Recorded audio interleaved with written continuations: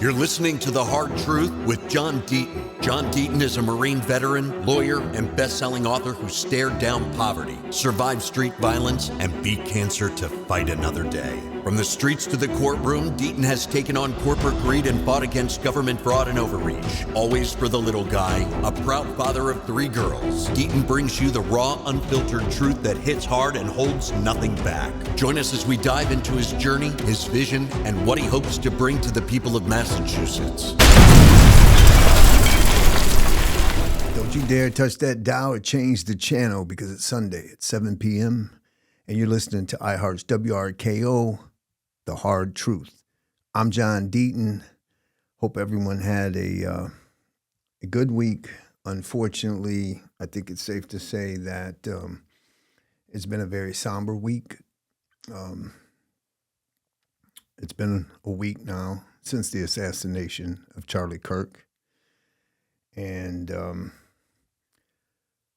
we live in a country that needs to heal. And I know some of you out there are outraged by the assassination. I certainly am.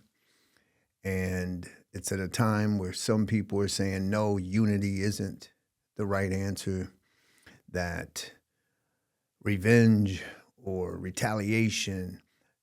And all I'm saying is that at some point, we have to heal and come together as a country, or we're going to keep going back and forth. Sometimes half the country is going to be happy because a Republican won. And sometimes the other half is going to be happy when a Democrat or someone who leans left or someone who's far left wins. And we're going to keep going back and forth. And most people are not ideological. And that's what we've got to understand. And, you know, I'm going to just talk to you tonight as though you're sitting at my kitchen table with me, or you're sitting on my couch. And I'm going to share with you what I would share with a friend and the thoughts that I'm having. Or if I was sitting with my neighbor, just talking neighbor to neighbor. The Hard Truth is paid for by the Deaton Law Firm. I've been representing mesothelioma and lung cancer victims for 23 years across the Commonwealth. If you or a loved one have been diagnosed with mesothelioma or lung cancer and were exposed to asbestos, you contact me at the Deaton Law Firm. That's DeatonLawFirm.com. You can also reach me here at this show at thehardtruthshow.com. That's John at hardtruthshow.com. John at hardtruthshow.com. We're living in troubled times, man. And there's no other way to say it. There's no other way to describe it except very troubled times. And I'll be honest with you, I'm kind of struggling. I shared with you all last week that I was really shocked in many ways how Charlie Kirk's assassination impacted me. I didn't know Charlie. And I certainly didn't agree with Charlie Kirk on all the things that he said. He was an adamant pro-life advocate, even in situations of rape or incest. Charlie had no exceptions when it came to the issue of abortion, and strongly believed that life began at conception, period, and it was an independent life, and that abortion should be outlawed. I disagree. I don't favor late-term abortions. Certainly if the fetus is dead or the mom's life is at risk, then maybe in those very limited scenarios. But other than that, I don't favor late-term abortions at all. But like most people, about 80% of the people in Massachusetts, I believe that a woman has an unrestricted right to choose up until a certain point. Certainly, if the baby is viable outside of the womb, then that baby has rights too. And that's what most people, at least in Massachusetts, believe. Um, Although I know some of you listening tonight disagree, maybe you side more with Charlie, but I'm just using that issue about something that I really, really strongly disagreed with Charlie, um, and someone that I had never met. And there were other issues that we disagreed on, but why I was so emotional, why I sat like like my friend had died or something, and I never met this man. And I think it's, Christy was crying, and she's never met Charlie, and she was just bawling. And I think that it hit me because it represents truly where we are today in this country with the toxic division that is killing us. It's killing us from the inside. It's not China that we got to worry about. It's not Russia. It's not aliens from a different planet invading America. I don't believe it's a nuclear bomb that threatens us. What truly threatens our great experiment, and that's what it is, a great experiment that's lasted 250 years, this constitutional republic that we have,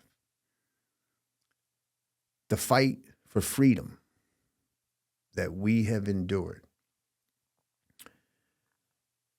It's at risk from within because of this unimaginable division that is intentional. And it's been fabricated, created, nurtured through algorithms on social media, whether it's X or Facebook or Instagram. The media, they fuel the division, right? They play videos of the fringes, the crazies that are the far left crazies or the far right crazies. And the algorithms and the videos and all of that, it's meant to drive outrage. And it's hard to not get negative about it. And I'm someone who has always in my life tried and usually been positive, have like a positive belief, an optimistic belief that tomorrow is going to be better, that the future, it's bright. It's going to be bright. And whatever I was going through, and don't get me wrong, trust me, there were many, many, many days in my life that I was negative, But when I look back now, and some of you know my story, I had to be positive.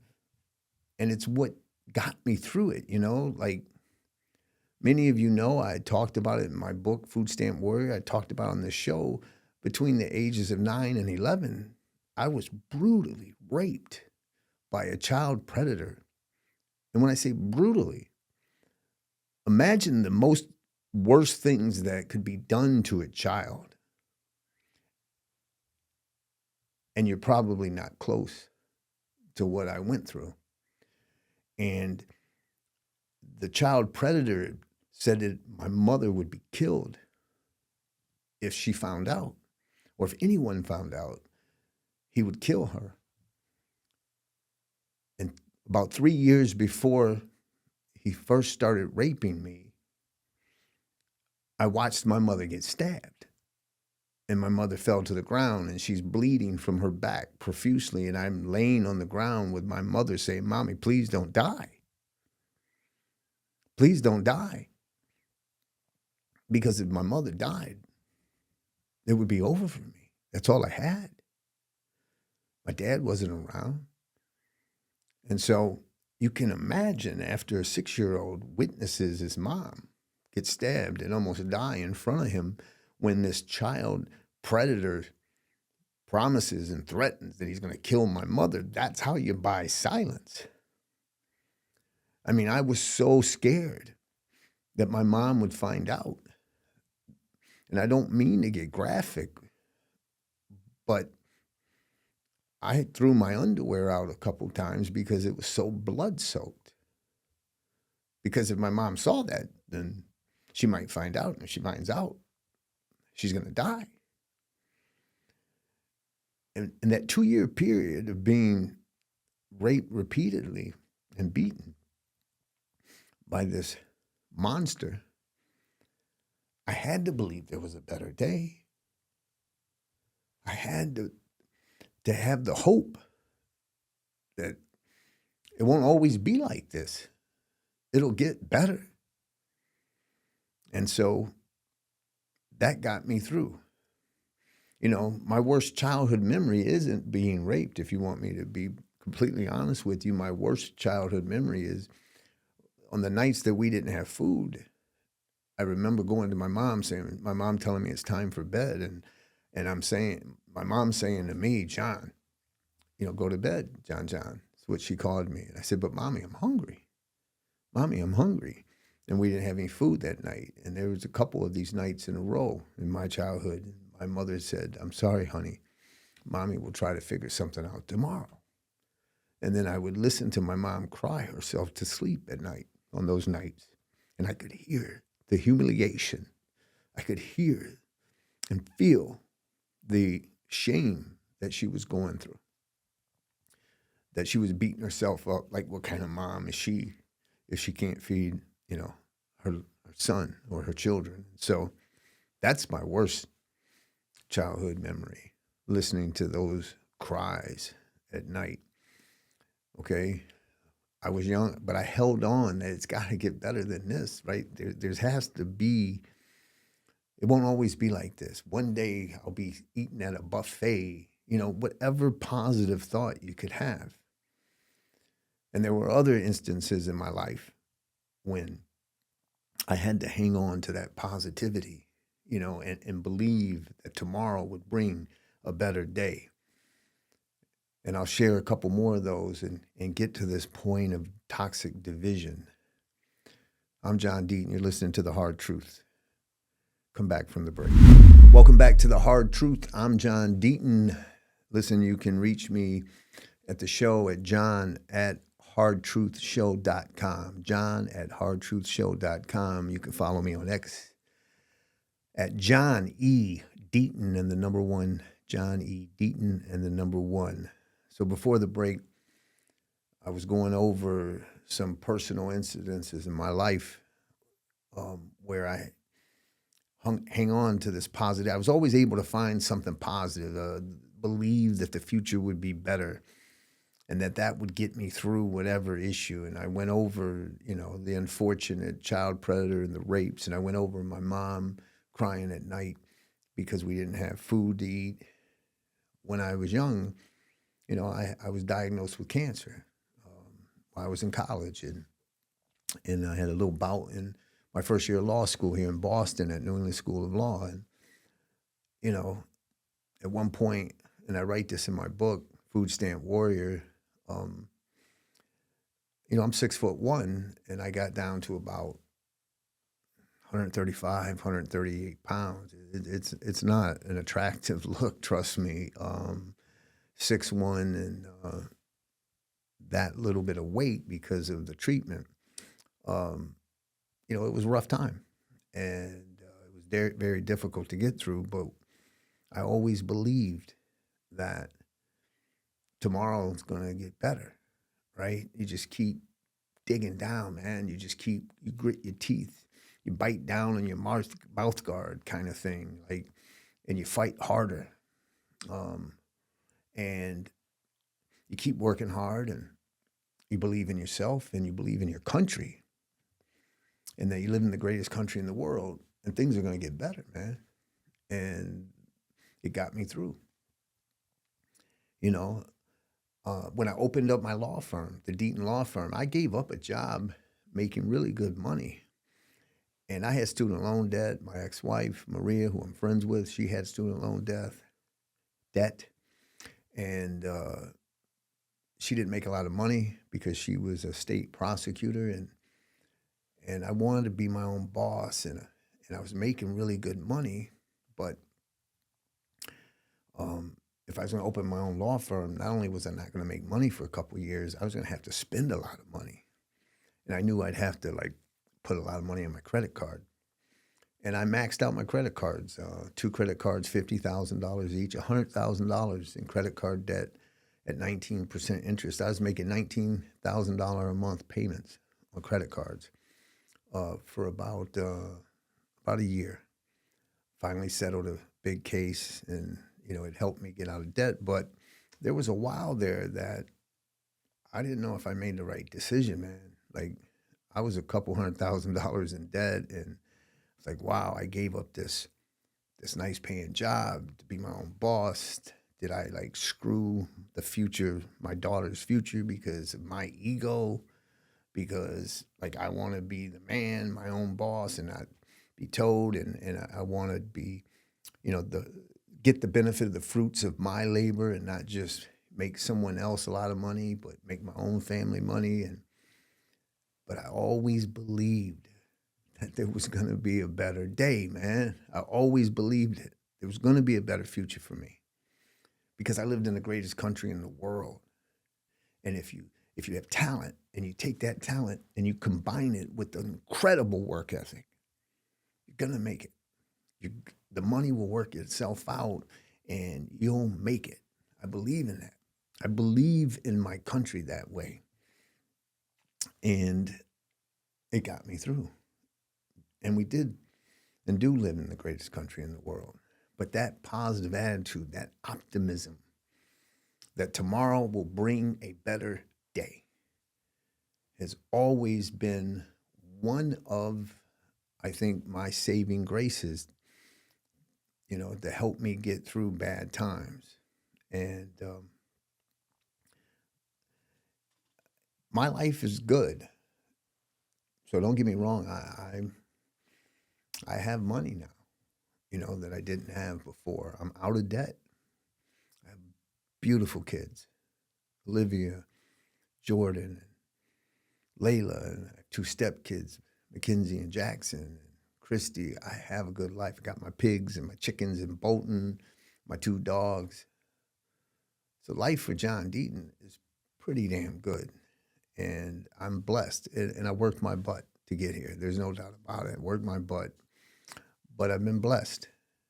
And one of those blessings was that I lived in a country where a kid born into intergenerational poverty, whose mother had a 6th grade education, whose father abandoned the family, living in the top 5 worst neighborhoods in America. Violence around me, as I discussed earlier, violence against me. But that if you were given an opportunity and you were willing to work hard for it and bust your butt, you were going to make it. That's the America that I fell in love with. That's the America that I believe in. That's the America that I joined the Marine Corps and served 7 years of active duty and wore the greatest uniform ever created in the world because of that love for country and that belief that we have the greatest country in the world. And so, but I'm kind of struggling right now. And that's why I said I was just going to talk to you like we're at the kitchen table. This division that we're living in, it's never been this bad. There's always been, listen, going back to our founding fathers, they didn't like each other and it got nasty. I mean, Alexander Hamilton right? And James Madison.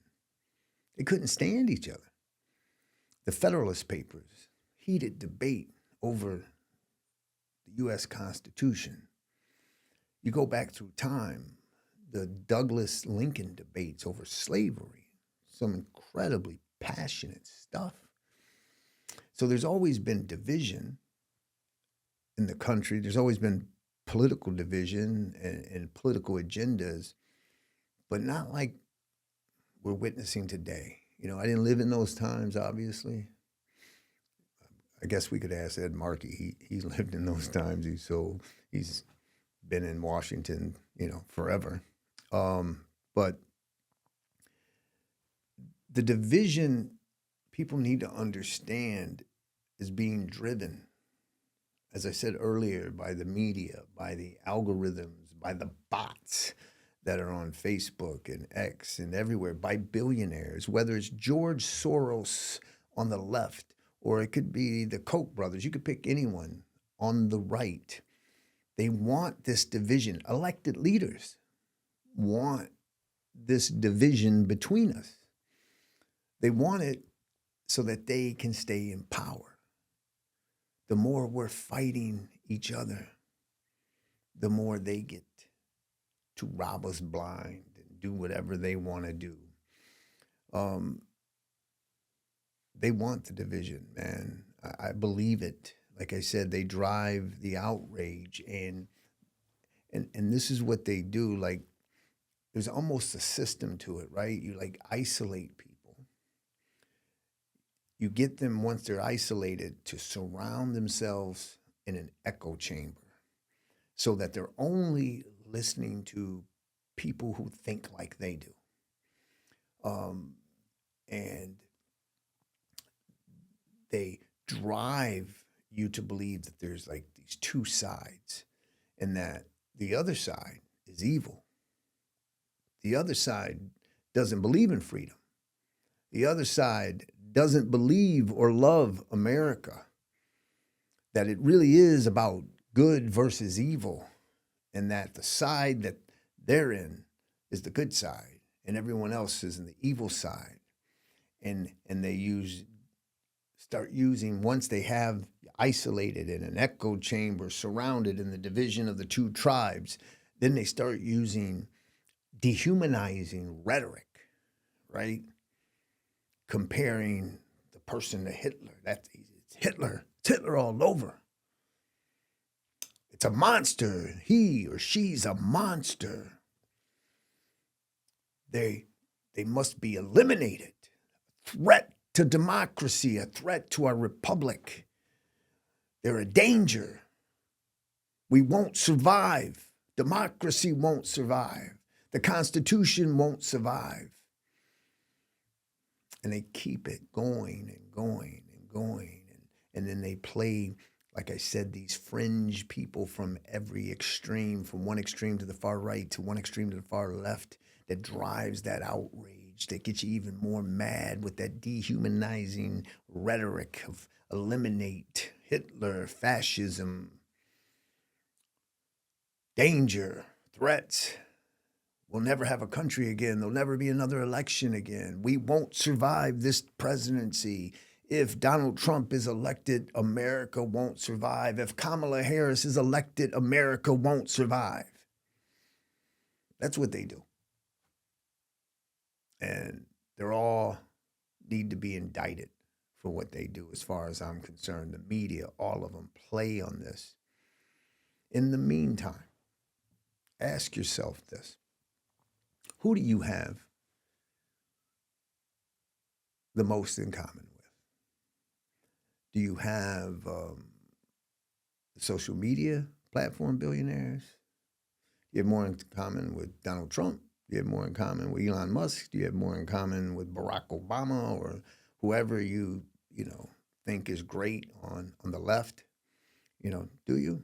Do you have more in common with them? Do you have more in common with the billionaires who are pushing this on both sides? Or do you have more in common with your neighbor who happened to vote different than you did?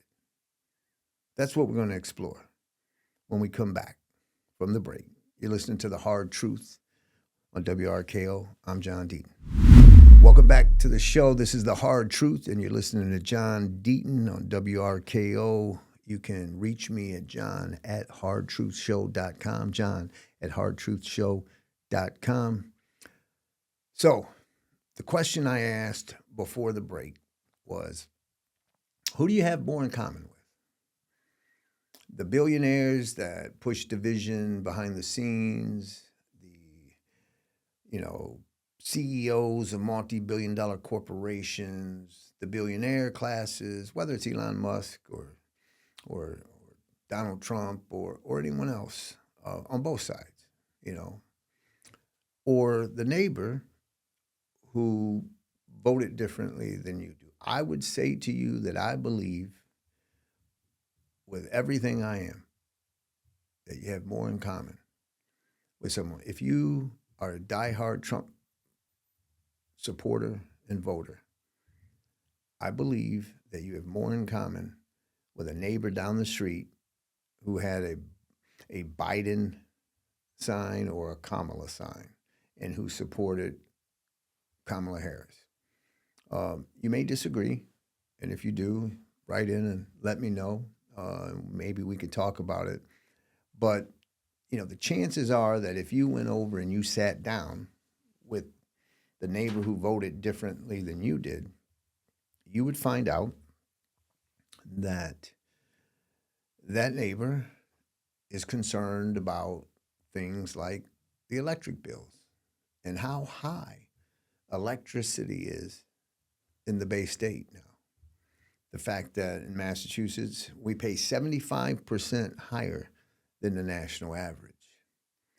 I bet if you're a 25-year-old Trump voter and you talk to a 25-year-old Kamala voter, you both, assuming that you're regular people, right? I'm not assuming that you're a multimillionaire or anything like that.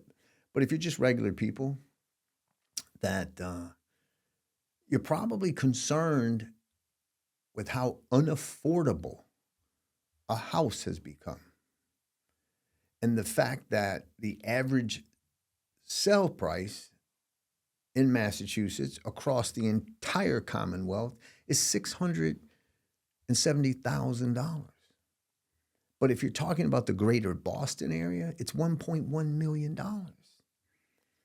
And not that you'd be wanting to buy a house maybe at 25, you may want to, but not in a position. But then you're looking at the rents. And you're looking at what rent's going for in Seaport, or rent's going for in the North End, or what's rent's going for in South Boston or wherever. Worcester, you're going to be shocked. Man, I can't believe that a one-bedroom apartment, that they want $3,500 for it. Bet you guys are worried about that, despite your little difference or big difference, however you want to categorize it, of who you voted for. Everything is like a division now today, and they meant it that way, right? Mask, that's going to be something they drive the division. Vaccine, if you don't take the vaccine, then you are part of the problem. And you are a selfish person, and you're evil because you are subjecting everyone else. And then the person who didn't take the vaccine says, oh, yeah, well, if you did take the vaccine, then you're just a sheep. You follow, moron leaders who are lying to you and blah, blah, blah. And it just goes back and forth. And it doesn't matter the issue. Free speech, same thing, right? If you supported Joe Biden and you saw that they suppressed the Hunter Biden laptop, you're like, good, because we don't want Trump to have a chance to win. So you support the fact that the United States government literally engaged in the suppression of First Amendment rights because you don't want a certain person to become president, so you support that government overreach, right? And then now Trump's president, and Jimmy Kimmel gets fired.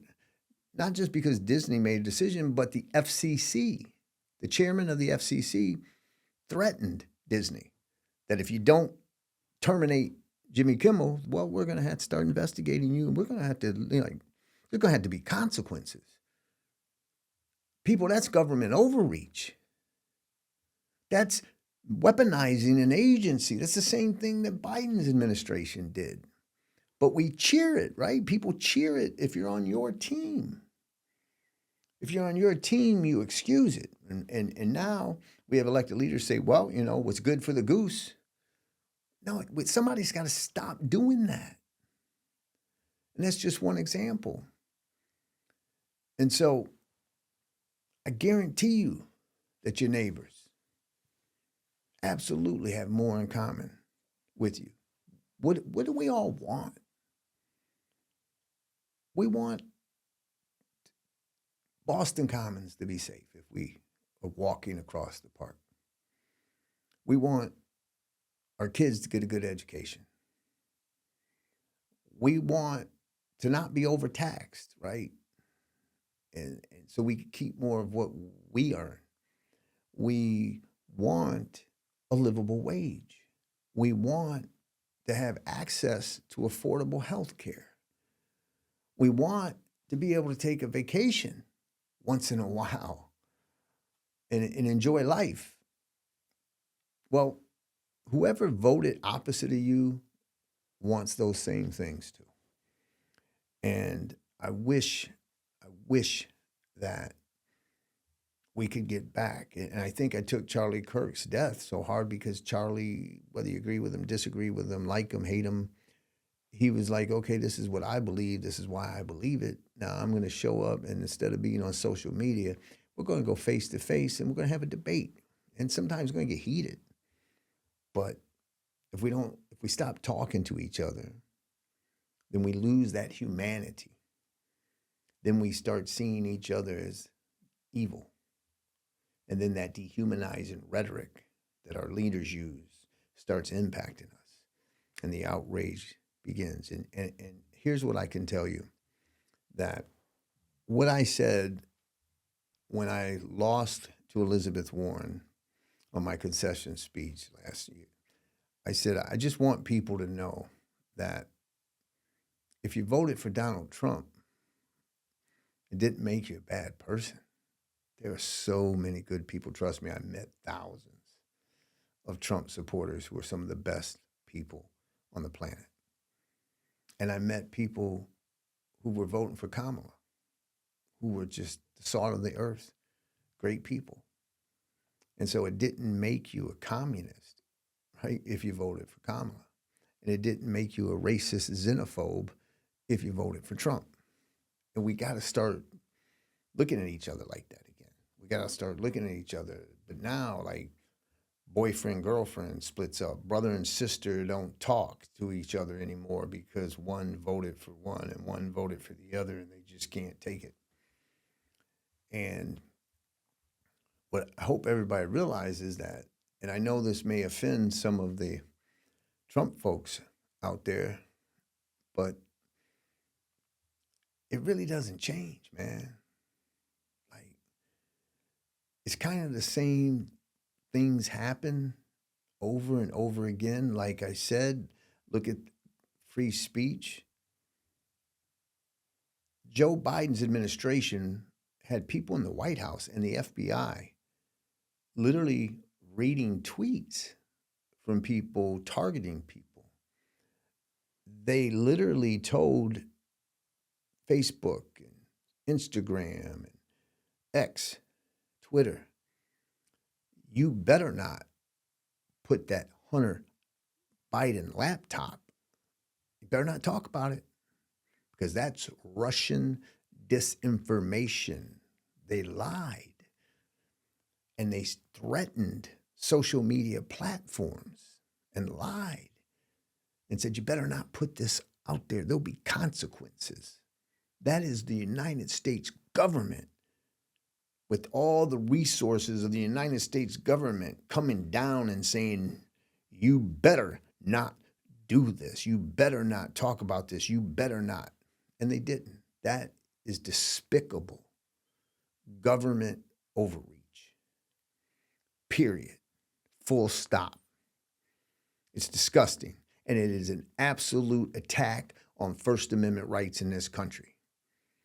But a lot of the people on the left had no problem with it because it lessened the chances of Trump winning, right? And it affected the election. A lot of people think, well, they lied and said the 100 Biden laptop can't be allowed to be seen because who knows, maybe that will affect people. Maybe it'll be a close election and maybe that'll be the tiebreaker and we can't let it happen. So the United States government and their agencies literally conspired and coordinated to suppress the First Amendment.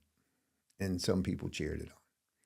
And people on the right were outraged, right? Elon Musk, they celebrated. He saved the First Amendment, many people on the right said, when he bought X and he exposed that. And then Zuckerberg of Meta, Facebook and Instagram, he came clean and said what was happening behind the scenes.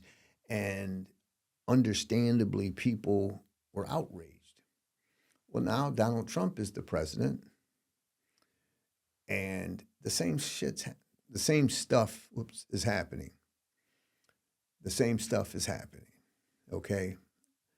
The FCC chairman tells ABC and Disney, if Kimmel doesn't get fired, then there will be consequences.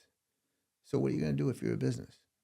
You're going to fire someone for what they said. And what Jimmy Kimmel said was an absolute lie, right? He basically was saying that one of MAGA's own killed Charlie Kirk. Well, but that doesn't excuse the FCC, the government, telling a private business who to fire and who not to fire. And that's why it says the same. You listen to Hard Truth. Come back. Welcome back to the show. You're listening to The Hard Truth on iHeart's WRKO. I'm John Deaton. So before the break, we were talking about how an attack on the First Amendment still exists in this country, that there is censorship, and it's involving government censorship. And it seems like whoever's in office and in power just wants to suppress the speech that they don't like, speech that they don't agree with. And even Pam Bondi, the Attorney General of the United States, the other day said hate speech is not protected. And I almost fell off my chair because this is the Attorney General of the United States. And hate speech is protected, okay? You don't have the right to not be offended. I served in the Marine Corps to protect things like the First Amendment, the right to be offended. That's what you have. You have a right to be offended, right? You don't have a right to not be offended. The First Amendment protects all speech except speech that incites violence or panic. You know, you can't yell fire in a crowded theater, creating panic where people can get hurt and all of those types of things. Or you're facilitating violence. But if you just don't like it, right, you can't do that. And we're seeing an attack.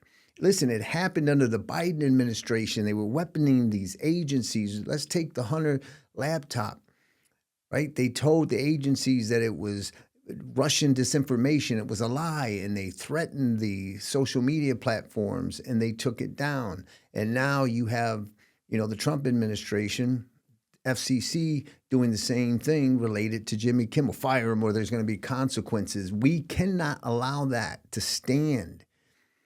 And just because you don't like it, and just because your team, your side is in power now, don't you realize the other side is going to eventually be in power? If you don't think there's ever going to be a Democrat president in the United States again, then you're a fool. If you think that once you and your side, if you're someone on the left, if you think that Gavin Newsom's going to win and then after Gavin Newsom wins, there's never going to be another Republican president, then you're a fool. We live in a divided country where half the country sometimes, elections are down to like 1%, 2%, 1.5%. We're not getting elections where someone gets 60% for presidency and the other side gets 40. It's 50 point something, or it's 51, 49. And so 330 million people in America, President Trump won the popular vote, but it was by 3 million, not by 30 million. So 3 million out of 330 million, is not this huge victory. We live in a divided country, and the other side is going to be in power at some point. So we can't just keep going back and punishing each side when we're in power. That's the way it goes. And everything, and they're all the same. I'm sorry, but nothing changes. Let's take the Epstein situation, okay?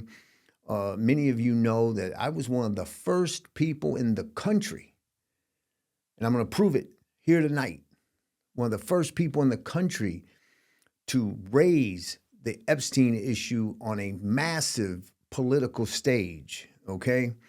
But when the Democrats were in charge with Joe Biden as the president, they wouldn't release the Epstein stuff. They wouldn't release the files. I can assure you that there are more people than Epstein. We know it. Jess Staley from J.P. Morgan is one of the culprits. Prince Andrew is one of the culprits. Bill Clinton may very well be one of the culprits. He was on the island 20-some times. Bill Gates was on the island dozens and dozens of times. Doesn't mean he did anything, but, there's more than one person, Jeffrey Epstein, who raped these children and these minors, and they deserve to have justice. Well, I was one of the first people to talk about it. And many of you, if you remember watching the debate against Elizabeth Warren, I brought it up.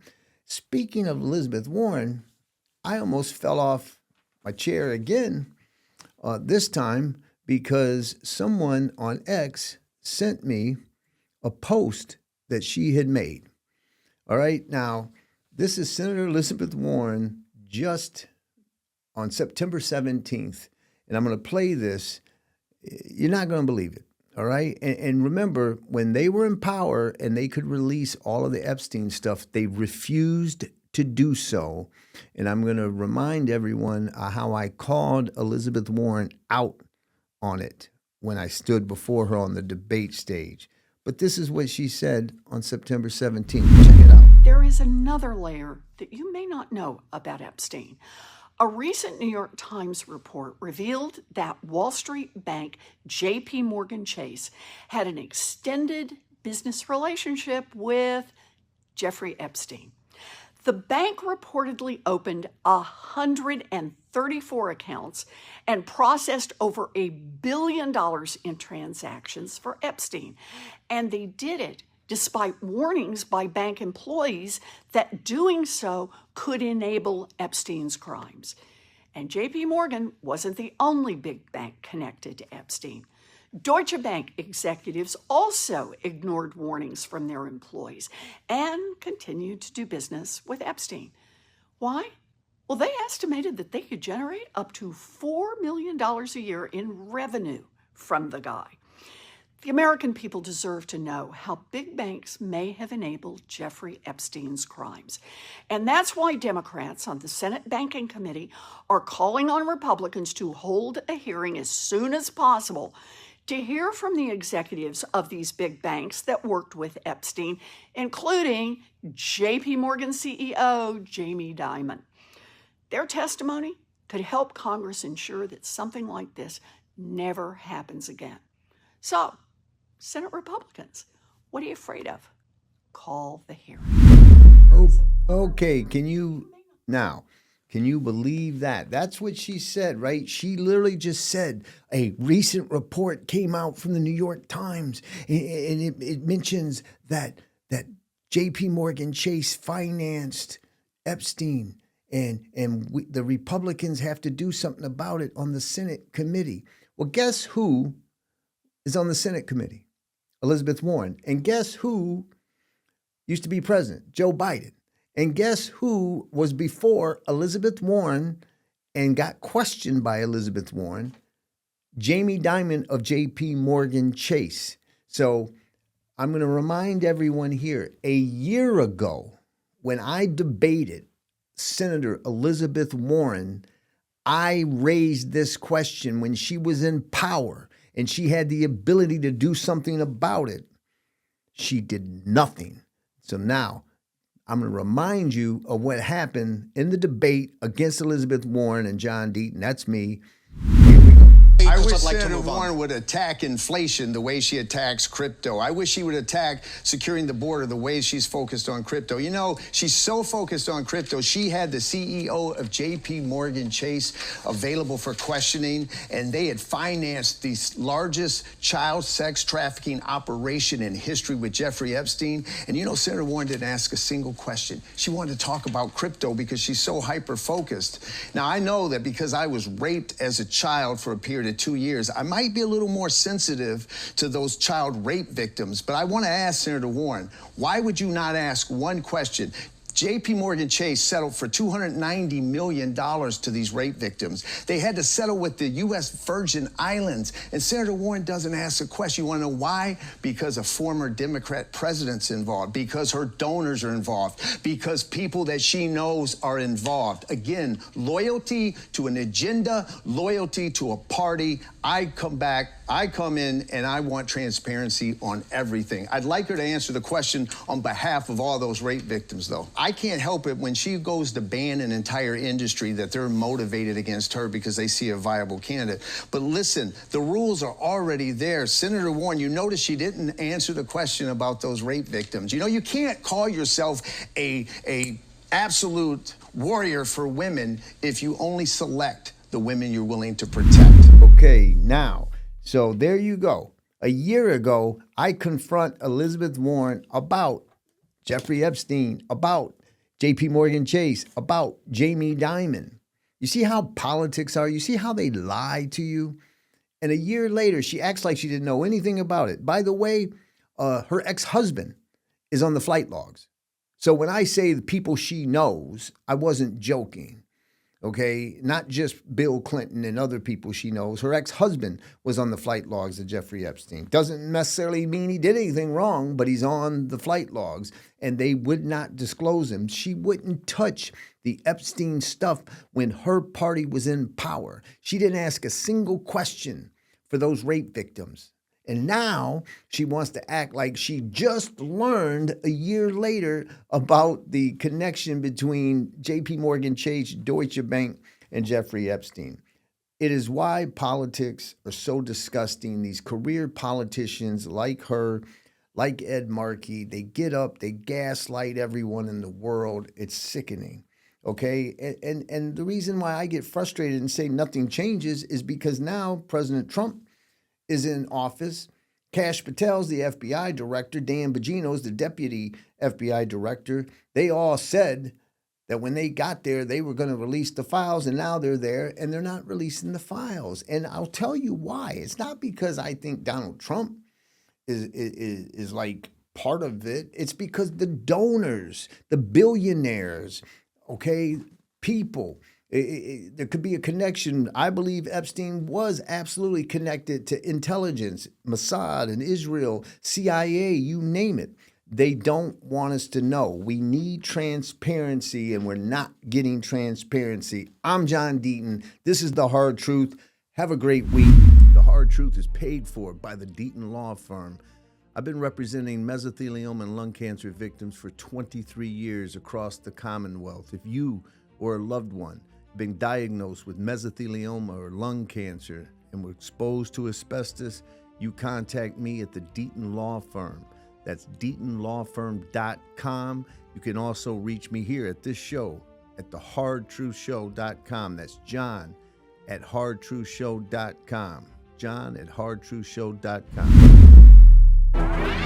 You're listening to The Hard Truth with John Deaton. John Deaton is a Marine veteran, lawyer, and best-selling author who stared down poverty, survived street violence, and beat cancer to fight another day. From the streets to the courtroom, Deaton has taken on corporate greed and fought against government fraud and overreach, always for the little guy,